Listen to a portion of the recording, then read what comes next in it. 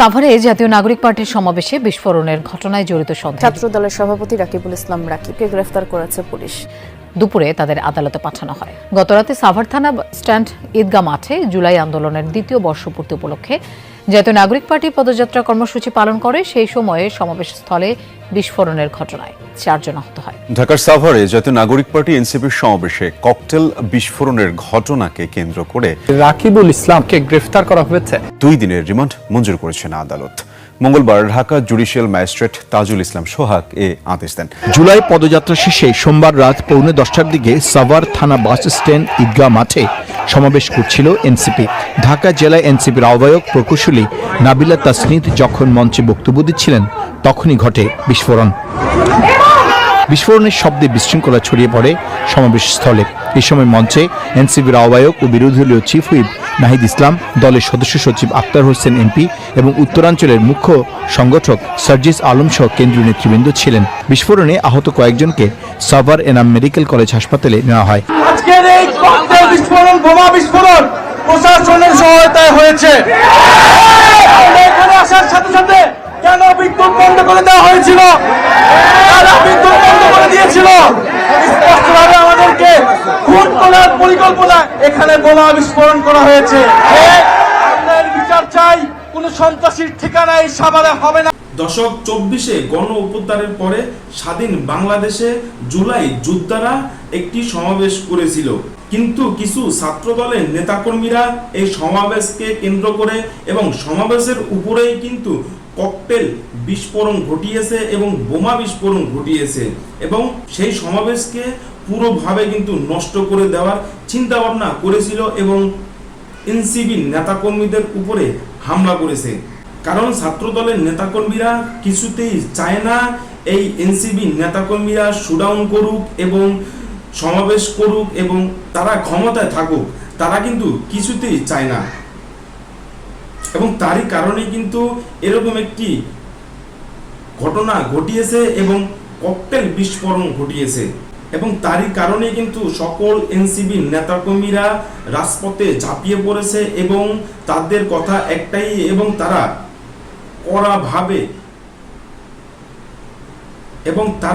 কড়াভাবে কিন্তু তারেক রহমানকে বলে দিয়েছে যারা যারা এরকম একটি কাজ করেছে এবং এই ধরনের অপকর্মকাণ্ড করেছে তাদেরকে জানি দ্রুত গ্রেপ্তার করা হয় এবং তাদেরকে সর্বোচ্চ শাস্তি দেওয়া হয় এবং তারই কারণে কিন্তু ছাত্র দলের নেতা রাকিবুল ইসলাম রাকিবকে ইতিমধ্যে গ্রেপ্তার করেছে এবং তার সর্বোচ্চ শাস্তি হতে চলেছে, যা আপনারা এই ভিডিওটা দেখলেই বুঝতে পারবেন। তো দর্শক, এই বিষয়ে ভিডিও শুরুতে শিরোনামের মাধ্যমে কিছু অংশ দেখেছেন, এখন দেখবেন পুরো ভিডিও জুড়ে বিস্তারিত। তার আগে সবাই কাছে একটা অনুরোধ করব, যারা আমার চ্যানেলে নতুন আসছেন অবশ্যই চ্যানেলটা সাবস্ক্রাইব করে দিবেন, পাশে থাকা বেল আইকনটি অল ক্লিক করে বাজিয়ে দিবেন। তো দর্শক চলেন আমরা দেখে আসি এই যে ছাত্র দলের নেতা রাকিবুল ইসলাম রাকিবকে যে গ্রেপ্তার করেছে সেটা আমরা দেখার আগে দেখব এনসিপির সমাবেশের উপরে যে এত বড় একটি ঘটনা ঘটে গিয়েছে এবং তার সাথে কারা কারা জড়িত আছে সেটা আমরা দেখে পরবর্তী বিষয়টি দেখব। সবাই ধৈর্য ধরে একটি লাইক দিয়ে সম্পূর্ণ ভিডিওটা দেখতে থাকুন। গণ অভ্যুত্থান হয়েছিল 2024 সালে। 2026 সালে আজকে 2 বছর আমরা বর্ষ পূর্তি উপলক্ষে এই সকল বিভিন্ন উপজেলায় আমরা যাচ্ছি জুলাই পদযাত্রা নিয়ে। আমাদের এবারে জুলাই পদযাত্রা 5টি বিষয়কে সামনে রেখে আমরা এসেছি আপনাদের কাছে। সেই 5টি বিষয় হচ্ছে গণভোটের গণরায় বাস্তবায়ন। আপনারা জানেন 2024 সালের গণ অভ্যুত্থানের পরে আমাদের সকলের দাবি ছিল সংস্কার, অর্থাৎ দেশের পরিবর্তন। বিগত স্বৈরাচারী শেখ হাসিনা সরকার বাংলাদেশ থেকে কোটি কোটি টাকা বিদেশে পাচার করেছে, লুটপাট করেছে, বিরোধী রাজনৈতিক নেতা কর্মীদের গুম খুন করেছে এবং শাপলা গণহত্যা করেছে, পিলখানা হত্যাকাণ্ড ঘটিয়েছে এবং জুলাই মাসে সাধারণ ছাত্রদেরকে হত্যা করেছিল। সেটার বিচার আমরা চেয়েছিলাম। আমরা এমন একটা দেশ এবং সরকার চেয়েছিলাম যাতে বাংলাদেশে কথা বলার অধিকার থাকে, মত প্রকাশের অধিকার থাকে। সে কারণে সংস্কারের দাবি এসেছিল এবং আপনারা দেখেছেন 32টি দল মিলে দীর্ঘ 6-7 মাস ধরে আলোচনা করে তারা জুলাই সনদ প্রণীত করেছিল এবং সেই জুলাই সনদের জন্যই পরবর্তীতে নির্বাচন হয়েছিল, গণভোট এবং সংসদ নির্বাচন একসাথে হয়েছিল। সেই সংসদ নির্বাচনের পাশে গণভোটে আমরা সবাই হ্যাঁ অথবা নাতে ভোট দিয়েছিলাম। বাংলাদেশের 70% মানুষ হ্যাঁ পক্ষে, সংস্কারের পক্ষে ভোট দিয়েছিলেন কিনা আপনারা হ্যাঁ পক্ষে ভোট? আমরা সবাই কিন্তু হ্যাঁ পক্ষে, সংস্কারের পক্ষে ভোট দিয়েছিলাম। কিন্তু এই বিএনপি সরকার ক্ষমতায় আসার পরে পাল্টে গিয়ে সেই সংস্কার এবং জুলাই সনদকে অস্বীকৃতি জানিয়েছে, গণভোটকে অস্বীকৃতি জানিয়েছে এবং এখন পর্যন্ত তারা সংস্কার বাস্তবায়ন করে নাই। আমরা বলছি সংস্কার হচ্ছে জনগণের ম্যান্ডেট। আমরা সবাই ভোট দিয়েছি সংস্কারের পক্ষে। কেন আমরা সংস্কার চাই? আমরা সংস্কার চাই যাতে পুলিশ সংস্কার হয়, পুলিশ কোনো দলীয় পুলিশ না হয়, প্রশাসন কোনো দলীয় পুলিশ প্রশাসন না হয়। আপনারা আদালতে গেলে যাতে ন্যায় বিচার পান।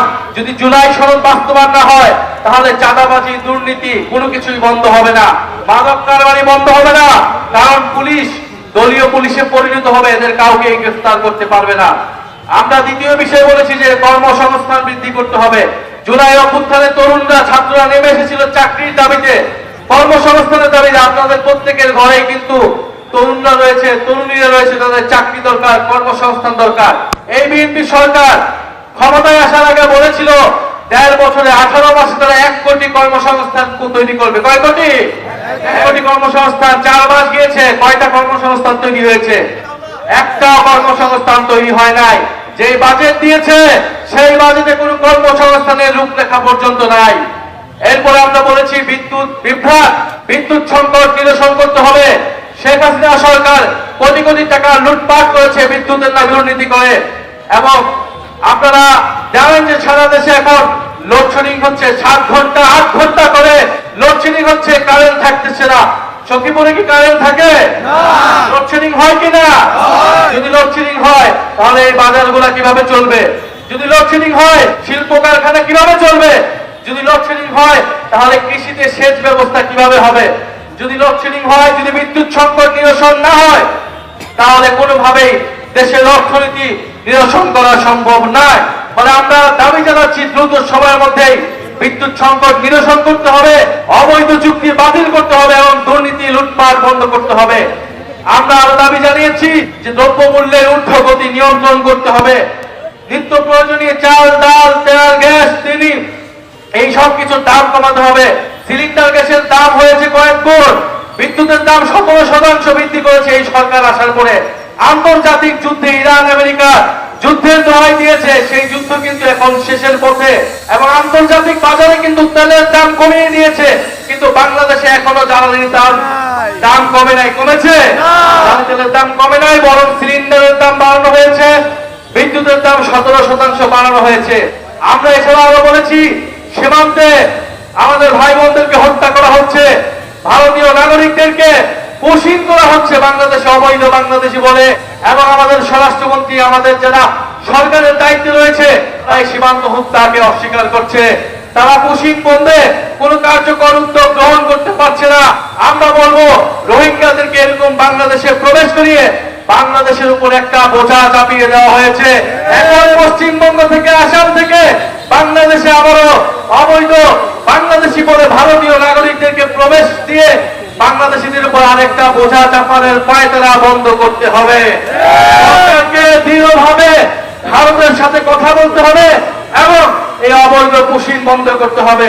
প্রিয় সখীপুরবাসী, আপনারা জানেন গতকাল সাভারে আমাদের যে কর্মসূচি ছিল, শান্তিপূর্ণ কর্মসূচিতে ককটেল ফাটিয়ে, বোমা ফাটিয়ে তারা মনে করেছিল আমাদের পদযাত্রা বন্ধ করে। দশক 24-এ ছাত্র আন্দোলনের সময় কিন্তু শত শত ছাত্র এবং ছাত্রীরা নিজের প্রাণ বিলিয়ে দিয়েছে এবং তাদের রক্ত দিয়েছে, কারণ এই দেশকে তারা স্বাধীন করার চেষ্টা করেছে এবং তারই কারণে কিন্তু শত শত মার বুক খালি হয়ে গেছে এবং তাদেরকে প্রাণ দিতে হয়েছে।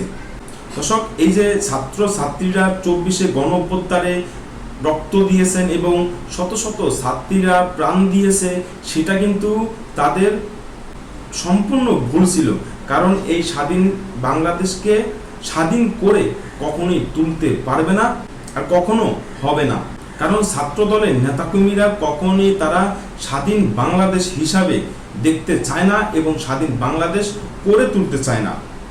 এবং এনসিবির সমাবেশে যেভাবে ককটেল বিস্ফোরণ ঘটিয়েছে এবং তাদের ভিতরে কিন্তু অনেকজন আহত হয়েছে এবং এনসিবির নেতাকর্মীদের উপরে কিন্তু হামলাও হয়েছে এবং এগুলা করেছে একটি ষড়যন্ত্র এবং মাস্টার প্ল্যানিং করে এই ধরনের অপকর্মকাণ্ড করেছে এনসিবির নেতাকর্মীদের সাথে। এবং এই দেশ চাঁদাবাজি, লুটপাট, সন্ত্রাসীতে অনেকটা পরিমাণ ছিল, কিন্তু শেখ হাসিনা 24-এ ছাত্র আন্দোলনের পরে শেখ হাসিনা চলে যাওয়ার পরে কিন্তু চাঁদাবাজি, লুটপাট, সন্ত্রাসী, দখলদারি এগুলো কিন্তু অনেকটা কমেছে। কিন্তু নতুন সরকার গঠন হওয়ার পরে এবং সেই ক্ষমতাকে অপকর্মকাণ্ডের সাথে ব্যবহার করে ছাত্র দলের জনতারা তারা এরকম ধরনের অপকর্মকাণ্ড করতেছে। কারণ তারা কখনোই চায় না এটি একটা স্বাধীন বাংলাদেশ হোক, একটি সুন্দর বাংলাদেশ হোক এবং এই দেশে সুন্দর একটি পরিবেশ হোক। তারা সবসময় চায় চাঁদাবাজি, লুটপাট, সন্ত্রাসী, দখলদারি তারা চালিয়ে যায়। তো দর্শক, আজকে পর্যন্ত রইল। পরবর্তী ভিডিও নিয়ে আবারও আসবো আপনাদের সামনে। সবাই ভালো থাকবেন, সুস্থ থাকবেন। সবাইকে আল্লাহ হাফেজ।